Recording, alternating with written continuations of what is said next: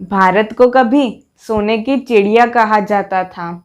इस चिड़िया को लूटने के लिए समय समय पर अनेक लुटेरों ने अपना हाथ आजमाया। महमूद गजनवी से लेकर अंग्रेजों के शासनकाल तक ये सिलसिला चालू रहा। महमूद गजनवी ने तो विशेष तौर पर इसे अपना निशाना बनाया। कहते हैं वह अपने साथ साथ देश का बहुत बड़ा खजाना लूट कर ले गया। इन सब लोगों ने भारत को कितना लूटा, लूटकर कितना खजाना वह अपने देश ले गए, इसका आकलन करना तो मुश्किल है। लेकिन इस बात में कोई शक नहीं कि भारत आज भी सोने की चिड़िया है। दक्षिण भारत के तिरुवनंतपुरम में स्थित श्री पद्मनाभ स्वामी मंदिर इसका बड़ा उदाहरण है। मैं हूँ शिवम, शिवम टॉक्स में आपका स्वागत करता हूँ।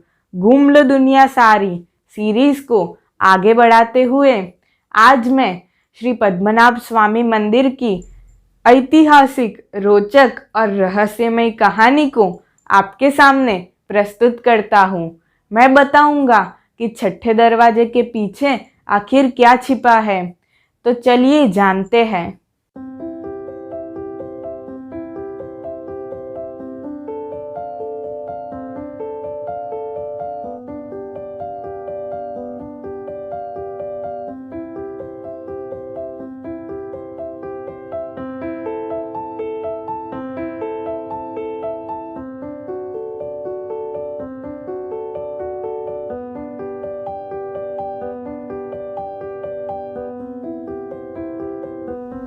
जब हम केरल राज्य की राजधानी शहर तिरुवनंतपुरम से 15 किलोमीटर दूर थे, तब हमारे टूर मैनेजर ने श्री अनंत पद्मनाभ स्वामी मंदिर के बारे में जानकारी प्रदान करना शुरू किया। 18 फूट लांबी सुतेली ब्लैक कलर की मूर्ति है मंदिर में विष्णु भगवान ने।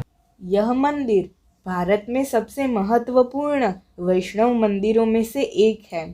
वैष्णव मंदिर ऐसे मंदिर है जहाँ मुख्य देवता भगवान विष्णु या उनके अवतारों के विभिन्न रूप होते हैं। यहाँ भगवान विष्णु की 18 फीट लंबी मूर्ति है, जिसके कारण हमें गर्भगृह के 3 दरवाजों में से दर्शन करने होते हैं। मुखारविंद, नाभि और चरण कमल इस क्रम में दर्शन होते हैं। मंदिर के श्री कोविल में भगवान अनंत शय्यन में है। अनंत जिसका कोई अंत नहीं और शय्यन यानी लेटे हुए हैं। सिर दक्षिण की तरफ है और पूर्व की तरफ देख रहे हैं। वह लेटे हुए हैं किंतु नींद में नहीं, गहरी समाधि में है। यह मन को खाली या पूर्ण एकाग्रता में रखने का एक स्वरूप है। भगवान का दाहिना हाथ जमीन पर स्थापित एक शिवदूत पर है। देवी लक्ष्मी और भूदेवी, यह भगवान की 2 पत्नियां उनके पास सेवा में खड़ी हैं। भगवान की नाभि से कमल खिल रहा है। इस कमल में ब्रह्मा सजर्ग बैठे हैं। अब हम मंदिर के बिल्कुल नज़दीक थे। मेरी उत्सुकता बढ़ रही थी। यह मंदिर देखना, दर्शन करना मेरा स्वप्न था। स्वप्न साकार होने में कुछ ही मिनटों का फासला था। इस मंदिर में हिंदू धर्म के लोग ही प्रवेश कर पाते हैं। पुरुषों को धोती और स्त्रियां साड़ी पहन के मंदिर में जा सकती हैं। पर्स, कैमरा, मोबाइल इत्यादि बाहर क्लॉक रूम में जमा करवाने होते हैं। मंदिर में प्रवेश से पूर्व मैंने धोती में मेरी एक तस्वीर खिंचवाई। सिक्योरिटी से गुजरते हुए हम मंदिर में प्रवेश कर गए। मंदिर में दाखिल होते ही जितना सुना था उससे कहीं अधिक पाया। मंदिर निर्माण में महीन कारीगरी का कमाल दिख रहा था। आगे एक स्वर्ण स्तंभ दिखाई दिया जो मंदिर के सौंदर्य में 4 चांद लगा रहा था। इसके अलावा और भी कई स्तंभ थे जिन पर सुंदर नक्काशी दिखाई देती है। मंदिर के निर्माण में द्रविड़ और केरल शैली का मिला जुला प्रयोग भी देखा जा सकता है। पद्मनाभ स्वामी का ये मंदिर दक्षिण भारतीय वास्तुकला का अद्भुत उदाहरण है।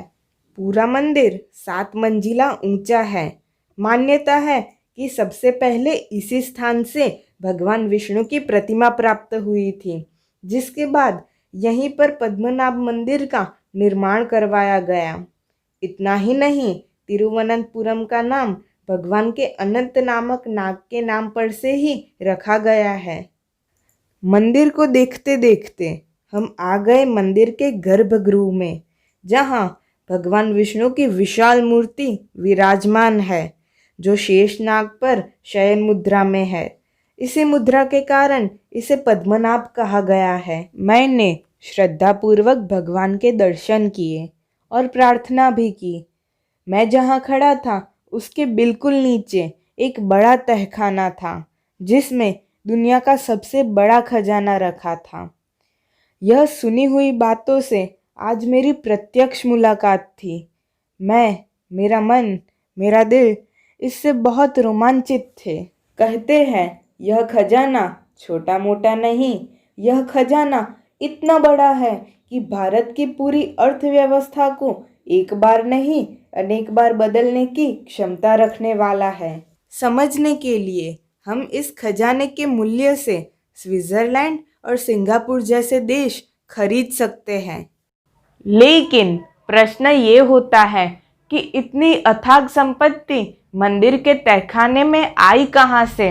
ये जानने के लिए हमें थोड़ा इतिहास में भी कदम रखना होगा।